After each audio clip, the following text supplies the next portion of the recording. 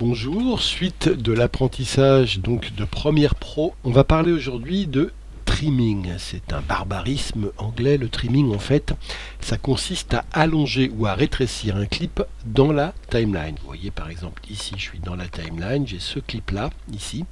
Regardez, je suis avec l'outil flèche ici, un V, rappelez-vous. Si je veux déjà trimmer, je peux faire ça. Regardez, je prends à gauche, il y a une flèche rouge qui me dit que je vais laisser un trou. Quand je vais couper, je vais laisser un trou en même temps. Regardez, si je coupe ici, je rétrécis ce clip-là, je tire vers la gauche en fait, hop, regardez, je laisse un trou derrière moi. Si je veux, ça c'est pour le rétrécir, si je veux l'allonger, eh ben, je suis bloqué. J'ai beau pousser, je ne peux pas. Pourquoi? Parce que je suis sur une poignée rouge et qui a marqué raccord bloqué sur vidéo 2. Je ne peux pas pousser plus loin ici parce que je bloque sur le clip suivant. Même chose dans l'autre sens, à savoir ce clip là ici, je peux le raccourcir comme ça en laissant un trou. Je fais ça, je laisse un trou, mais je ne peux pas pousser plus loin ici, je ne peux pas le rallonger sur la gauche comme ça. Donc si je résume, la limite avec l'outil flèche, c'est qu'on ne peut pas tirer au-delà d'un clip déjà présent, que ce soit vers l'avant ou vers l'arrière. Mais si on passe de l'outil flèche à l'outil trim, qui est là en dessous, ou propagation, en faisant le raccourci clavier B, regardez cette fois-ci, quand je vais prendre une limite de clip, je fais ça, je prends une limite de clip, cette fois-ci, vous voyez, la poignée, elle est plus rouge, elle est orange. Et ça veut dire que je vais pouvoir, bien sûr, dans un sens comme ça, regardez si je le rétrécis. Tout à l'heure, je laissais un vide, et maintenant, si je lâche, hop, je laisse plus de vide. C'est-à-dire que j'ai collé tout ce qu'il y a derrière à la portion que j'ai rétrécie. J'ai modifié la longueur totale de mon clip en collant ça. Et de la même manière, si je rallonge autant que je veux ici, vous voyez, je peux le faire. Je peux pousser tout ce qui est derrière, en aval, et hop, ici, regardez, si je rétrécis, hop, tout ce qui est derrière vient se coller à mon clip. Les anglo-saxons appellent ça le Ripple Edit. Chez Adobe, ils appellent ça la propagation. Et c'est bien simple, je rallonge un clip et je pousse en même temps ce qu'il y a derrière, je rétrécis un clip et j'avance tout ce qu'il y a derrière, quel que soit le clip, comme ça. Ça s'appelle donc le Ripple Edit ou la propagation, et c'est l'une des deux façons de faire du trimming. Il y a deux façons de faire du trimming, en faisant du Ripple ou propagation, donc en raccourcissant ou en rallongeant un clip sans altérer les autres clips, et en rallongeant et en raccourcissant l'ensemble du montage, bien évidemment.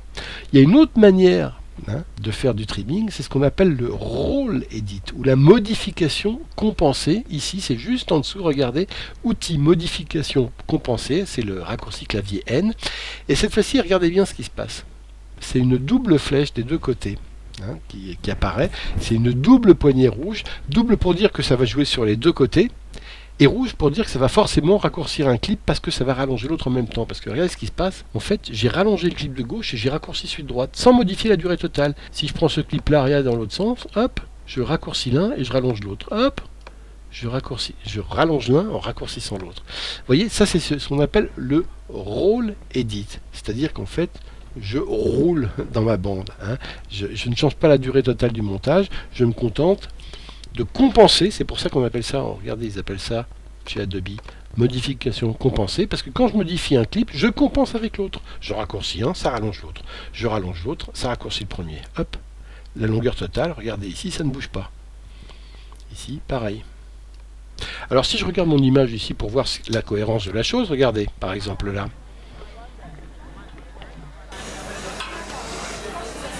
Vous voyez que c'est pas joli là le montage, parce que il se passe quoi ici? Regardez, hop, ça coupe dans le mouvement, en train. Bon, je vais faire d'abord du Ripple Edit, c'est-à-dire que je repars sur mon outil Ripple, donc raccourci clavier B, on a dit. Et là, je suis sur mon outil Ripple, et regardez ici, ce qu'on va faire, c'est qu'on va couper ce clip avant que ça replonge. En fait, on va le couper, hop, voilà. Là, on enlève les frites, on les met en haut, on arrive dans l'huile, dans le bain d'huile, et on va s'arrêter là. Ça va faire un beau raccord. Regardez, hop, je m'arrête là plutôt. Et je raccourcis ce qu'il y a avant, et regardez, c'est mieux.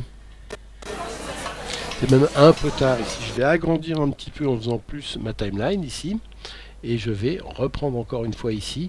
Et regardez ce que je vais faire, je vais encore raccourcir un petit peu.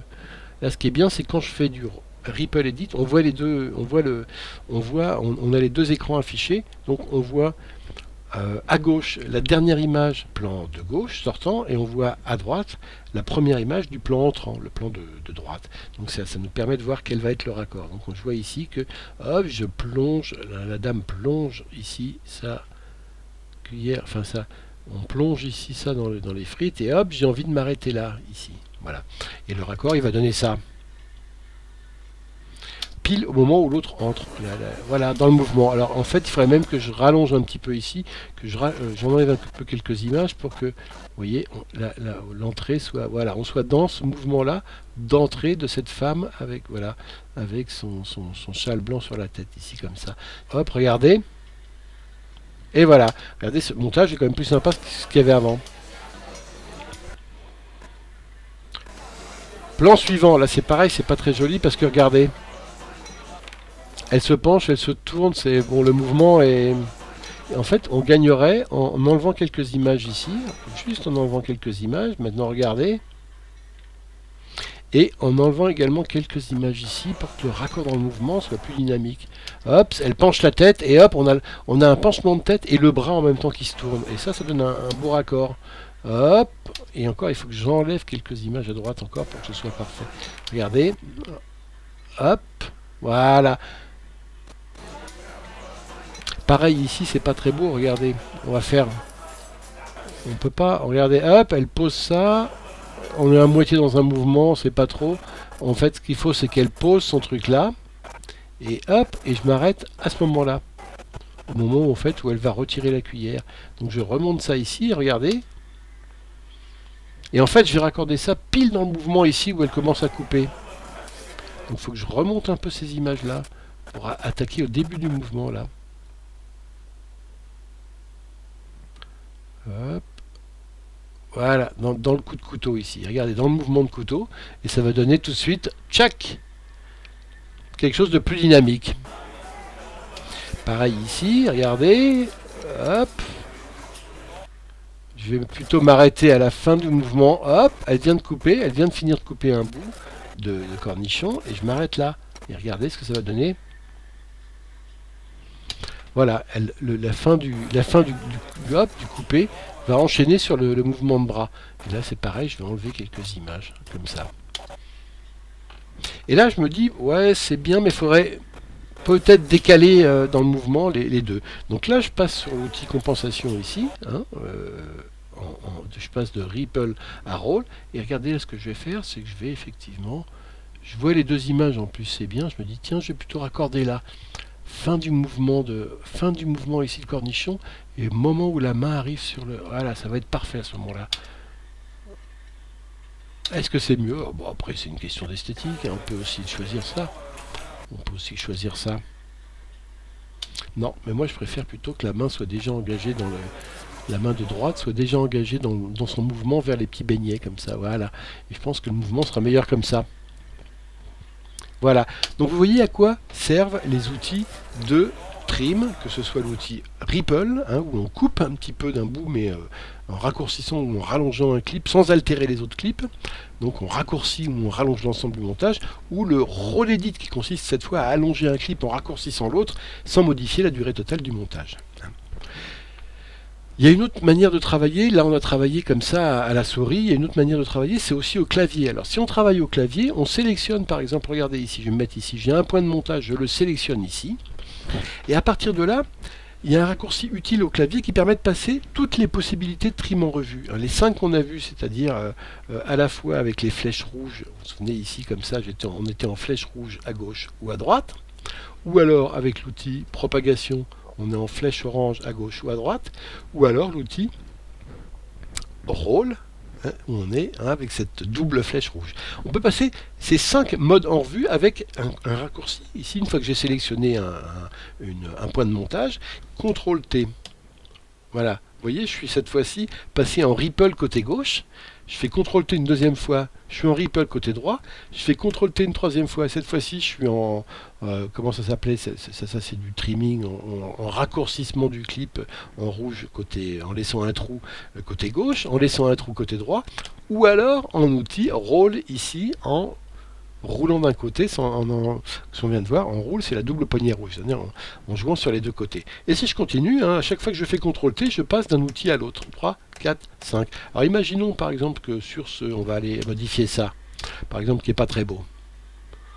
Ouais, le raccord dans le mouvement est pas très bon. On sélectionne ça et on se dit, on va par exemple passer sur l'outil, on va faire du ripple, on va enlever un peu d'image côté gauche parce que c'était vraiment pas terrible ici. Non, voilà, le mouvement est pas terrible. En fait, j'ai envie de couper avant qu'on arrive là-dessus. Eh bien, cette fois-ci, alors je vais plus le faire à la souris, je vais le faire au clavier. Alors, il y a un raccourci clavier qui est Alt et flèche gauche. Et regardez, je vais bouger mon point de montage, mon rôle jusque là. Donc là, je suis encore une fois, je raccourcis à côté gauche en rallongeant côté droit. Qu'est-ce que ça donne? Pour vérifier ce que ça donne, on a un raccourci pour lire autour de la tête, le majorité, c'est Majka. Alors, il faut le souvenir, c'est Majka. Hein, donc voilà, ici, je relis un petit peu ce qui se passe et ce que je viens de faire. Voilà, donc là vous le voyez, j'ai coupé autour de la tête. Maintenant je vais changer d'outil de trimming, hein, et donc je vais passer, je vais faire CTRL-T pour passer de là à voilà, je vais couper à gauche. À gauche, je vais enlever quelques images, donc cette fois-ci je fais Alt flèche, j'enlève quelques images à gauche, vous voyez, comme ça. Et pour regarder le résultat, je vais faire cette fois-ci Maj K. Qu'est-ce que ça donne, ce que je viens de faire? Ah non, c'est trop, j'ai trop coupé parce que vous voyez, on voit même pas le décapsuleur. Donc je vais remettre des images ici. Donc je fais ta ta ta ta ta ta ta ta. Au contraire, je vais en remettre un peu plus. Mais par contre, je vais basculer sur le mode de trimming de l'autre côté. C'est-à-dire, je fais CTRL-T une nouvelle fois. Voilà, je vais raccourcir le plan de droite. Et cette fois-ci, j'enlève des images à droite. J'en enlève, donc je raccourcis comme ça. Et je vérifie en faisant Shift 1 ou Maj K pour vérifier le résultat. Qu'est-ce que ça donne? Voilà, c'est pas terrible non plus, il faut encore que je raccourcisse à droite. Donc je fais à nouveau Alt et flèche ici, et je raccourcis à nouveau encore plein de fois. Voilà, comme ça doit être mieux. Je revérifie Maj K. Là c'est mieux, mais je peux encore enlever des images. Donc je continue à enlever des images. Maj K pour revérifier. Je suis presque bon, je vais encore enlever quelques images. Maj K encore pour vérifier. Voilà, et là je suis pas mal du tout. Vous voyez, c'est les différentes façons d'utiliser les outils de trimming. Après, il faut s'exercer, encore une fois, par exemple, regardez maintenant mon montage. Ici, je suis pas mal. Là, on voit que c'est beaucoup trop tard, hein, donc je viens sur cette coupe-là, ici, et puis je vais couper à droite, donc il faut que je passe CTRL-T jusqu'à ce que j'ai la flèche orange sur la droite, qui est le cas maintenant, regardez ici, non, c'est pas la CTRL-T encore une fois, voilà, flèche orange sur la droite, et là je vais enlever des images jusqu'à, voilà, à peu près ce que je vois, Shift-K pour relire. Ouais, et puis le chop et yamo, alors il y a une deuxième manière de faire qui est à la main. Cette fois-ci, je me dis, je me mets sur l'outil comme ça, et là je fais à la main. À la limite, moi c'est plutôt comme ça que je préfère travailler. Hein, voilà, et je me mets là comme ça. Là c'est encore trop large, je coupe un petit peu comme ça. Voilà, et si je veux avoir le zoom sur le chop et yamo plus rapide, je fais ça. Et je trouve que c'est encore un peu long la tenue d'assiette là. Hein, vous voyez tout ça, c'est un peu long. Il faut que ce soit plus dans le raccord dans le mouvement. Donc il faudrait que j'arrête quasiment là. Voilà. Donc je me mets la tête de lecture là. Je viens couper jusque là. Faire un ripple jusque là. Et regardez maintenant. C'est plus joli. Voilà. Et donc si je relis ce que je viens de faire, j'ai quand même donné un montage plus dynamique en faisant un peu de trimming. Hein, on commence là-dessus. Hop.